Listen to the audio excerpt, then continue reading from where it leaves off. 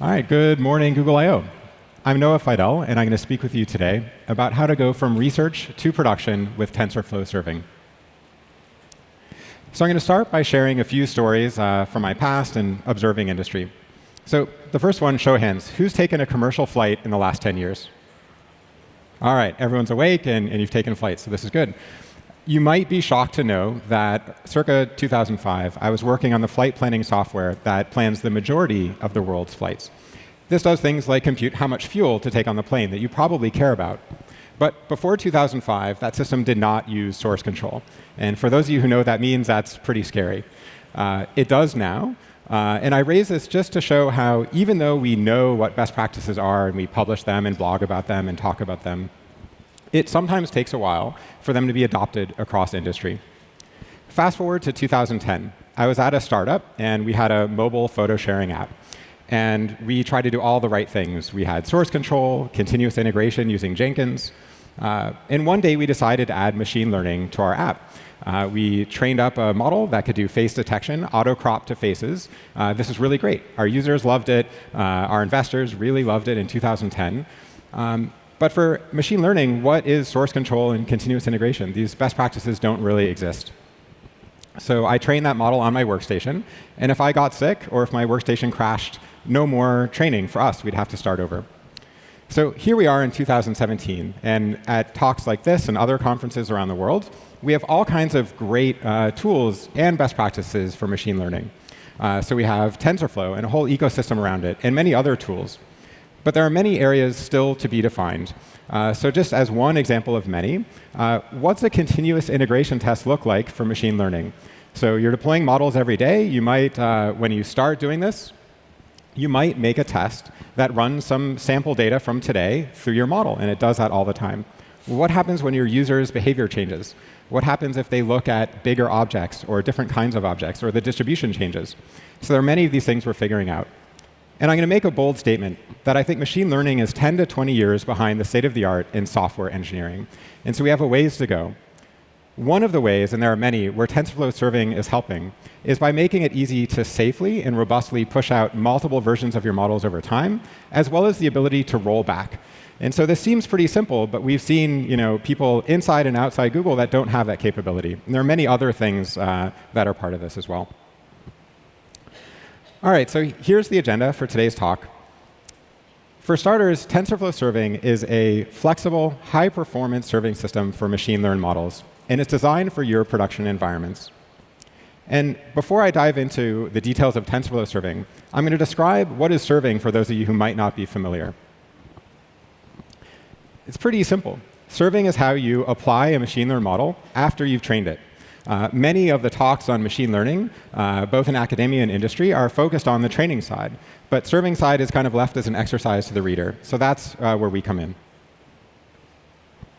All right, so on the right side of this slide, you're hopefully all familiar with the orange boxes here. If you're at a TensorFlow talk, you should be pretty familiar with these. You have a pile of data. You have somebody doing the role of a data scientist. And you're training a model. And you'll use something like TensorFlow to do that. Now you have your application on the right side. And for the sake of example, let's say that you are ranking videos. So you have an app that users come home from work, and they want to look at some fun videos and just relax.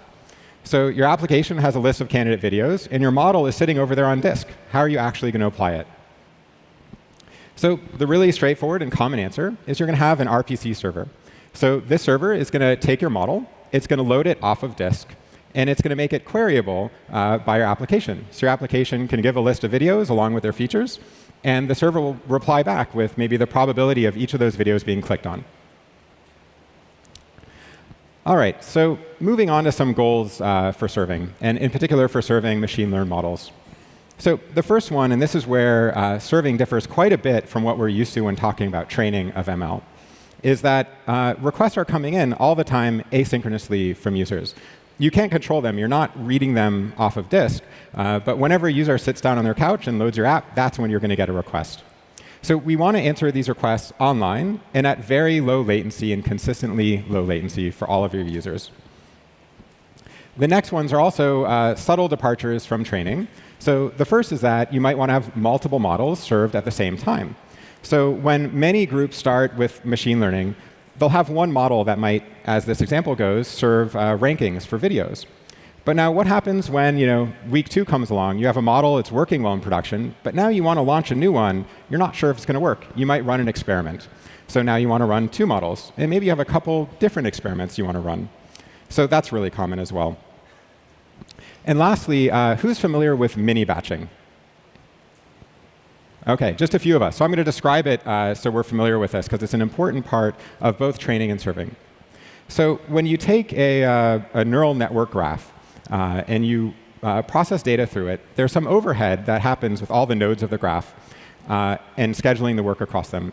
And to get good efficiency, almost all of the training libraries out there will produce what's called a mini batch. So instead of putting one video through your trainer at a time, it'll come up with batches of 32, 64, 128, push them through the graph together, and you get massive throughput improvements by doing that, in particular on GPUs and TPUs and so on. So we aim to achieve that efficiency of mini batching, but at serve time, when all the requests are coming in asynchronously, and you don't have nice, neat 32-size batches off of disk. And the multiple model support and efficiency, they're neat challenges on their own. But what makes them particularly interesting is doing those while also maintaining those standards for low latency all the time.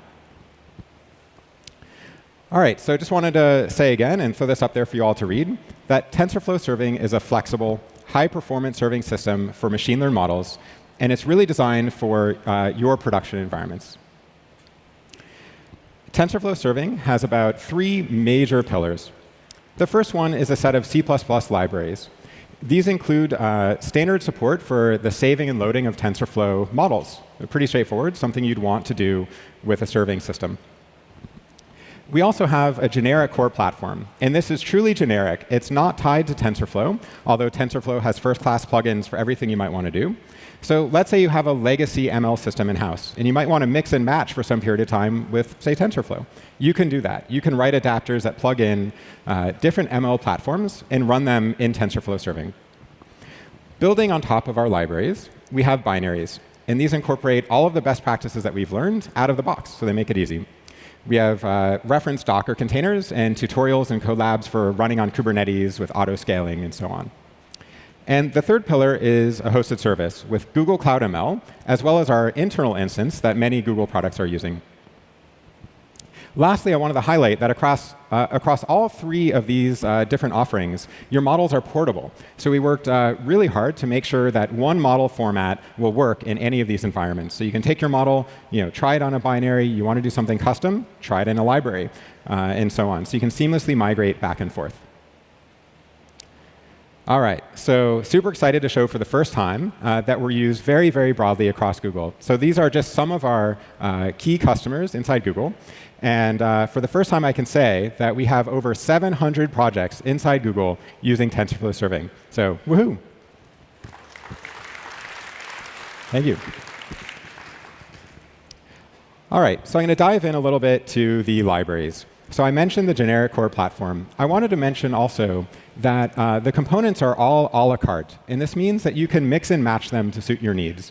So if you're doing something really advanced, and we have some incredibly advanced internal customers, you can mix and match these components and use just the ones that accomplish your needs. You don't have to buy the entire set of libraries. You can take the ones you want.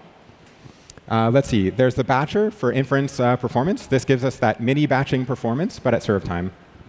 And lastly, you can plug in different sources if you have different storage. So maybe you have a cloud storage of your choice. You can write a plugin for that. All right, so we're going to go through a pretty big slide here. I'll try and make this digestible for you. So let's imagine, and this is zooming into the libraries as they would exist inside our server in the binary. So say your server is up and running, and it's serving your video ranking model, version 1. And it's cruising along. Everything's working well. And say you've trained version 2, and you want to deploy it. So I'm going to walk you through how that would work. So on the bottom right of the slide here, you'll see the green source API with the yellow-orange file system plugin. So it's a really straightforward plugin. It simply monitors a file system, observes the new versions of your model, in this case, version 2. And the source is going to emit a loader. In this case, it's going to emit a loader of a TensorFlow saved model. It's important to note that the loader doesn't immediately load that TensorFlow graph. It keeps track of the metadata. It can estimate the RAM requirements and other resources used by the model. And then it can load the model when it's asked to. And this is really an important differentiator between a straightforward model server that you might build yourselves. So this loader that's very lightweight is emitted over to the manager. Now, the manager actually knows the state of the server, how much RAM is available, and other resources, such as GPU or TPU memory. And only when it's safe to do so is it going to ask the loader to go ahead and load version 2 of the model. So let's say that the manager has plenty of memory. It goes ahead and loads version 2 of the model. You might think that the first thing it's going to do immediately is let's unload version 1. We don't need it anymore. But there's another important detail here. I see some smiles, so you probably know what this is. Say you have client request threads on the top left here, and they're actually still processing some queries on model 1. So what you actually have to do is keep track. In this case, we have a handle on top of that TensorFlow save model. And it keeps track with a high-performance ref-counted pointer mechanism of exactly how many clients are still outstanding processing requests. Only when all of those requests have quiesced, then the manager will go ahead and unload version 1. All right, so I'm going to cover some strengths of the libraries. I'll just highlight a few aspects of this slide. So the one I want to highlight here is the fast model loading on server startup. So this is another really subtle detail, but it's really helped a lot of our users. So let's say you're starting up a server. There's a couple of reasons you might want to do this. Let's say you're running an experiment on your workstation. You don't want to wait a long period of time. You want that to load as quickly as you can. Another example where it's even more critical is auto-scaling. So say your users all get home at 6 o'clock. They all sit on their couch, pull out your application, and send you a big traffic spike of video ranking requests. Using a system like Kubernetes, you're going to want to auto-scale as quickly as possible. And you want those servers to start up quickly. So at the same time, most of the time with servers, you only want maybe 1 or 2 of your threads to do model loading. You want all of your threads and CPUs to be performing inference for your users. But say on a 16 CPU machine, why not use all of those cores and all of those threads for model loading? So it's just a small optimization and one of many that we do to make it easier to auto-scale and run your actual models in production. Let's see. We use the read copy update pattern, which is a high-performance pattern for doing concurrent memory access of these models. I mentioned the ref-counted pointers and these simple plugin interfaces. So it's really easy to extend to support your own data store, cloud storage, or even a database of your models. All right, another show hands. Who has used TensorFlow Serving's libraries? OK, a few advanced users. So especially for you folks, but also for anybody who's thinking that you might want to use our libraries, definitely take a look at Server Core. So what we observed was that our libraries were low-level, very powerful, and very configurable. But for most people, you really wanted most of the sane and sensible defaults. You wanted to load some set of models. You wanted to load new versions over time.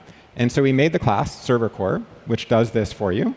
And it's configuration-driven. So you can probably, if you move to it from our libraries, you can remove about 300 lines of code and just have a nice little config. So give that a try. All right, so moving on to our binaries. And this is what we recommend for most users. So I mentioned a few times, there are things like sensible defaults, how many threads to use, and so on. So the binaries come out of the box with those enabled. So you only need to specify the minimum amount of configuration. They're very easy to configure. I'll show you on a coming soon slide how easy it is to launch these. And they're based on gRPC, which is Google's open source high-performance RPC framework. All right, so hopefully you can read these code samples. So the line at the top, this is how you build the model server. It's a one-liner with Bazel. The second line is how you're going to run the server for a single model in just a one-line command. No config files needed, just 3 flags. So you're going to specify the port, the name of your model, and the path to the model on disk. And this is, we call it a base path, because you might have multiple versions over time. So over time, you can just drop more and more versions in that directory, and they'll be loaded. And lastly, we have the command to run the model server with a config file. And this could have as many models as you want, as many as will fit on your server.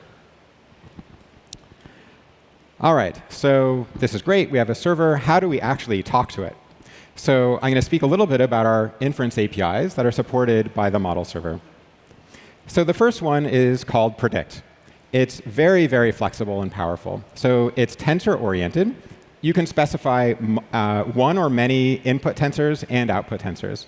And so you can do basically anything you can do if you're familiar with a TensorFlow session. If you've been playing with that in, say, Python, you can do just about anything there with the Predict API. Now, moving up a layer of abstraction, we've observed that the vast majority of machine learning used in production is actually doing classification and regression. So we have two APIs, regress and classify. And these use TensorFlow's standard and structured input format called TensorFlow example. It's a protocol message. It's feature-oriented, so you can have different values for different features.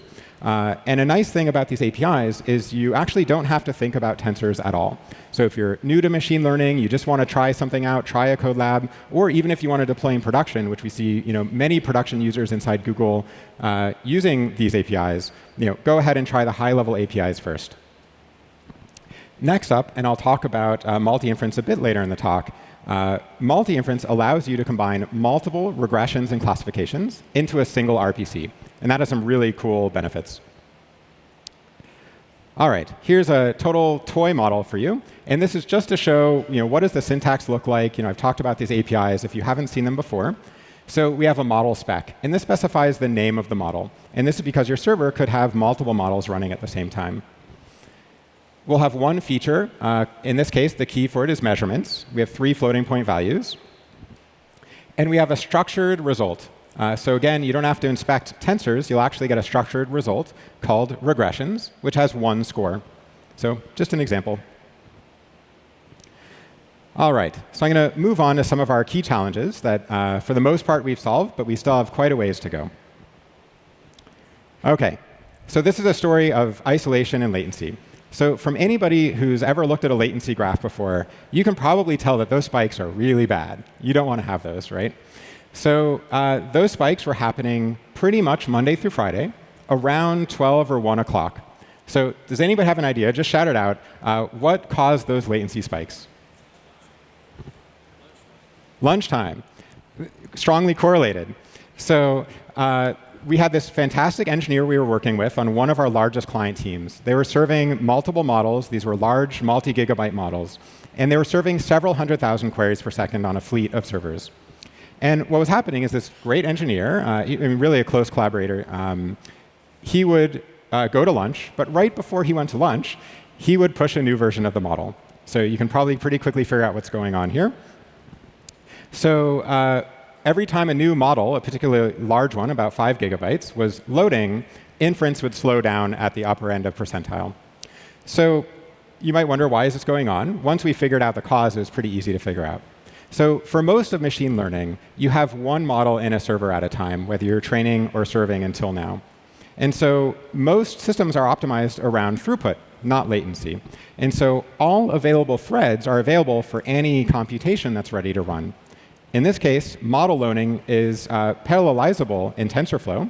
And so TensorFlow would gladly use all the threads available and go load that new model, starving inference of threads.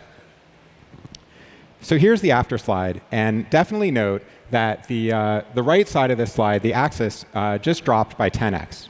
So we went from over a second in terms of our latency spikes to about 1/10 of a second. This fully met the needs of the customer. They're serving SLA. They're happy. And the way that we achieved this was we added an option to TensorFlow that lets you explicitly specify the number of threads to use for any call to your graph. And in this case, we wired them up so there's one thread pool for model loading and one for inference. So pretty straightforward. By default, since all of our users want to use all the threads for inference all the time, we actually only need users to configure the number of threads for loading. So you usually specify 1 or 2, and then you're good to go. All right, so this is going to be moving on to batching. Several slides I mentioned earlier in the talk, and this is a really key challenge to get great performance and throughput. And so let's look at the right side of the slide. You have these Tetris blocks that are falling down. So imagine these are requests from your users. Maybe those blocks represent individual videos that are being ranked by your server. And their different height represents the time at which they arrive at your server. So what we do is we wait for a very small and tunable period of time. And we wait for a few queries. We aggregate them together and stitch them into one set of tensors that we feed into the TensorFlow graph. So this enables you to get very efficient use out of GPUs and TPUs that have really good batch parallelism. One external paper, the spin paper, saw that moving to batched inference on GPU led to a 25 times speedup. I'm also excited to share that on CPU, we've seen for models up to a 50% improvement in throughput. So it's a tiny little tuning knob that can save you, quite a bit of your inference costs. Another thing is that once you're actually doing batching on top of custom hardware, hardware accelerators, and GPUs, you'll typically only want to have one unit of work being done on that chip or device at a time. And so one thing we noticed is when you're going to have multiple models and multiple versions, but perhaps one piece of hardware, you're going to need to schedule the work carefully across those models. And so we have a shared batch scheduler that lets you do just that. Lastly, the batching capabilities are all available in both library form, as well as they're configurable in the binary. So you can access them very easily in either approach. Now we're going to dive into what happens inside one of these session run calls. All right, so hopefully you can parse this utilization graph. So there are two different kinds of utilization I'm showing here. So the first is the blue dashed line. This is the utilization of your CPU. And you'll notice it's not used through the whole period of this request. The orange line represents the GPU or TPU utilization. So walking through, we'll start with some single-threaded CPU-bound work, like, say, parsing of your input. It's really common. Pretty much all models are going to do this. Then you might do something else that's single-threaded, like do a vocab lookup or an embedding lookup. OK, you're done pre-processing your data. Now you're going to shift over and do computation on the GPU or TPU. So your CPU basically goes to idle. Your TPU or GPU is maxed out for some period of time. It returns. And then, again, you're going to do some post-processing on CPU. And the reason I show this is that naively, if you just ran one inference at a time on this set of CPU and GPU, you're going to be vastly underutilizing both pieces of hardware. So one of the ways that we solve this is by having multiple threads, very, very common in serving systems. And what you can do is you can have a good number of threads and limit how many are running at the same time. And you can make it so that you're constantly using your GPU and TPU, and that most of the time you're using your CPU. But the key takeaway from this slide is that there's this queuing time that happens at the beginning of each request. So once you enable batching, I mentioned earlier, there's this tunable window of time where you're going to wait for a few requests to come together, and then you'll process them. This totally makes sense for the GPU and TPU work. But for the work done on CPU, there's no point in waiting. All this does is add some latency to that work. All right, so we have some challenges here. There's the scheduling and utilization of both the hardware accelerator and CPU. There's the issue of saturating one resource. So maybe you've tuned your model, it's working really great. You're using all of your CPU, but only half of your GPU. That's not ideal, and vice versa. I just mentioned queuing latency. So you really don't want CPU single-threaded work to wait to be batched together. All that does is add some latency. And the last one, for sequence models, where you have input data of variable length, and the computation will have variable cost, it's really challenging to batch these pieces of work together. One of the common approaches is to add padding to the shorter sequences so they all match. But this means that your GPU and TPU will be doing work over padding, which is wasteful. So there's challenging trade-offs there. So we think we know the way forward. I'm going to share with you some work that we're currently doing. It's ongoing, but it's still in the experimental phase. We are moving batching inside the graph. And we think this is going to be huge for throughput and performance, in particular for challenging models. Moving batching inside the graph enables you to surgically batch the specific subgraphs that benefit the most from your custom hardware, your CPUs, and so on. For sequence models, where you have things like a while loop with a single step of code being run inside the while loop, you can actually run the batching only inside that while loop. So it's really neat. You're never doing batched inference or batch computation over padding. And early results look super promising here. Another area is for complex models that might have, for example, a sequence-to-sequence model. Maybe it has an encode phase and a decode phase that have different costs. This would let you batch those subgraphs separately and tune them separately. All right, next up, I'm going to share some new technology that we recently released as part of TensorFlow 1.0. So the main piece of tech here is saved model. So saved model is the serialization format for TensorFlow models. It's available for very broad use. It's not specific to serving. You can use it for training. You can use it for offline evals. And you can use it for other interesting areas I'll get into. Saved model has two new features to TensorFlow. So the first is that you can, in one saved model, have multiple metagraphs that share the same assets, such as vocabs and embeddings, as well as the same set of trained weights. You might ask, what would I want that for? I've just been training models. Well, it turns out that the metagraph for serving is very, very commonly different than the one for training. And now let's say you want to have a third metagraph that's going to be used on GPU. That's also something you would want to customize. So the multiple metagraph support lets you have a metagraph for training, one for serving on CPU, one for serving on GPU. All right, the second major feature of saved model is signature def. So a signature def defines the signature of a computation supported by a TensorFlow graph. You can think of it like a function in any programming language. It has named and typed inputs and outputs. So as humans, we're really good at looking at that graph. You can probably all guess what the nodes in that graph are. I guess if we polled us, all of us would figure out that the middle node on the left side of this graph is where you feed the input. But if you want to take your model and have a whole ecosystem of tools, such as serving systems, that can interpret those graphs that they had never seen before, you would need to annotate that graph in some way. That's exactly what signature def does. So in this case, the middle node on the left is where you feed your inputs. The top right node outputs a set of classes. And the bottom right node outputs the scores. All right, so building on top of signature def is multi-headed inference. This is also known as multitask and multi-tower inference. So another show of hands, who's familiar with multi-headed, multitask inference? Oh, wow. OK. So this is pretty new. There's some emerging research and great work going on here. I think you'll be really excited about this. So let's take that example earlier. You're serving video rankings. Your users are using your app. You get lots of content creators. You're successful now. And so users are drawn to your platform. And maybe some not so good people are drawn to your platform. Maybe they're uploading clickbait. We've seen this in many places. So your first model, the orange model, computes the click-through rate. And these bad guys are training models optimized to get clicks.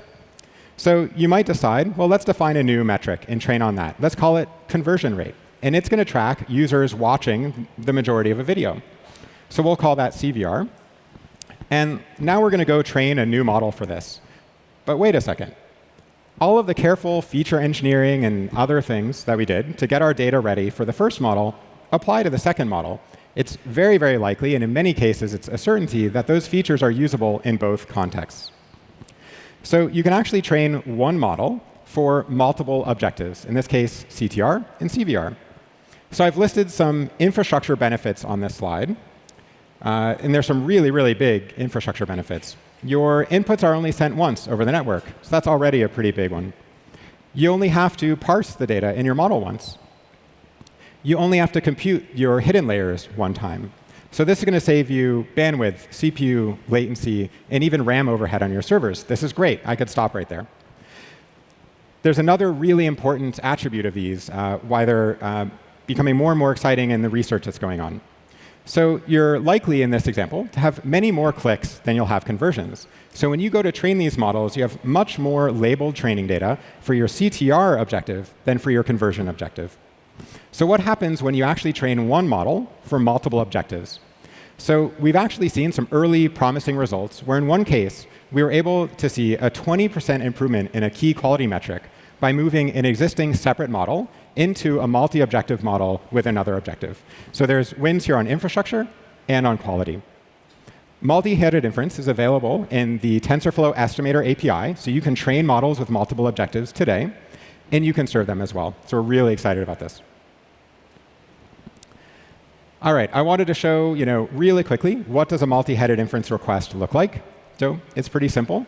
You can specify one or more inference tasks. They each have the name of a model as well as which signature to use. So really simple. OK, all of this power and functionality sounds really great. From early adopters, we also heard this is challenging to get right. I might want to do things like inspect a model and see what's actually going on with it, run a sample query, look at the metadata, and so on. So we're introducing the save model command line tool, and it lets you do all these things with a model. So the first query you can do with the save model CLI, you can look at what metagraphs are in the model. So pretty simple. So in this case, we have a save model. It has two metagraphs. One is for serving, and one is for serving on GPU. Now, let's say we wanted to look at the serving metagraph and see its metadata. In this case, the metagraph contains two signatures. One is called classify x to y. The other one is called serving default. So serving default is a documented key, and it's a constant in TensorFlow. And what this does is it says, if the user has not specified which signature to use, just use that one. And in many cases, for people getting started, you have just one signature. So it's really easy to get going. All right, now say you wanted to actually look at the input and output tensors in the serving default signature. So you add on one more flag to the CLI, and you'll see the inputs, and I skipped the outputs for the slide here. But you'll see there's one input tensor called x. It's of type float. Note the method name on the bottom. So the method name here, TensorFlow Serving predict. This is kind of like a type in a programming language. It's informing another system, in this case TensorFlow Serving, that this signature was intended for use in the predict API. We have similar ones for TensorFlow Serving, regress, and classify. But you can override these. So maybe you have an in-house offline evaluation system. You can make your own method names and check for them in your models. All right, and lastly, let's say you would like to run a graph. You have some input data, maybe you're debugging the model, or you just want to try it out for fun. So I'll highlight here, all of the params are the same, except instead of show, we've asked to run the model. We also have two ways of expressing input that you can mix and match. So maybe you have a NumPy file. You can actually specify the path to the NumPy file, and it'll just be read. You can also specify a Python expression, and it'll be interpreted. All right, so in closing, wanted to say that collaboration is very, very welcome on this project. We sync our internal repository with GitHub about weekly. We have a developer on-call rotation that includes facilitating your pull requests, answering questions, and so on. We have lots of open-ended research problems. So feedback is encouraged on APIs, techniques, anything I've talked about, and any challenges you have as well. You can reach us at discuss@tensorflow.org. For some links on how to get started, just search for TensorFlow Serving. Very easy to find.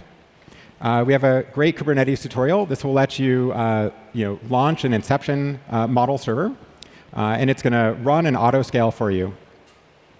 We have Google Cloud ML, as well as I mentioned our mailing list, and you can also use our hashtag on Stack Overflow, hashtag TensorFlow. All right, let's go to questions. Thanks very much.